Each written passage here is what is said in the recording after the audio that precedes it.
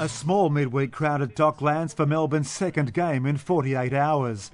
Having secured a home grand final last Sunday, the Victory's short recovery time was expected to be a telling factor in its quest to continue a successful trend against a Korean side which had never won in Australia. The welcome return of striker Nicky Merger added spice up front as Melbourne applied the early pressure.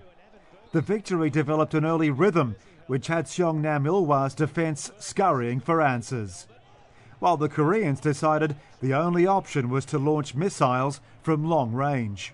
The Bahrain referee missed a blatant handball in the penalty box.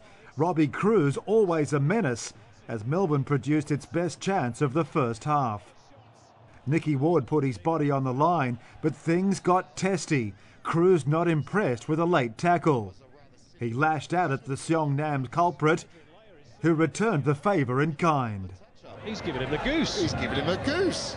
Players from both sides were intent to settle personal scores.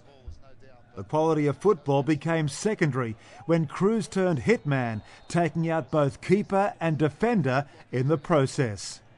The yellow card started to appear. Worse still for Melbourne, the opening goal just seconds later by Seongnam's skipper, who's no stranger to Australian football. Would you believe it? Sacha It proved to be a sweet homecoming for the former Queensland and Adelaide defender Sacha Ognenovski. The goal separating the two teams after the first 45 minutes of play. The Victory was forced to draw on its reserves for the second half. Not that it mattered, Seongnam firing on all cylinders from distance. Cruz was Melbourne's most potent player. He was beaten by the offside trap here as Angulo stepped up only to miss the target. Enter Archie Thompson, the Victory hero capable of saving his side's Asian League campaign. Listen to the roar for Archie Thompson. Cracks in Melbourne's defence started to appear as the Koreans did their best to capitalise.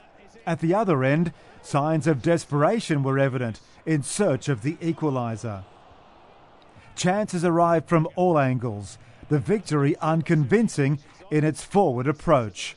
A heavy schedule finally took its toll, Seongnam securing all 3 points with a point-blank header. Bullet header, great delivery.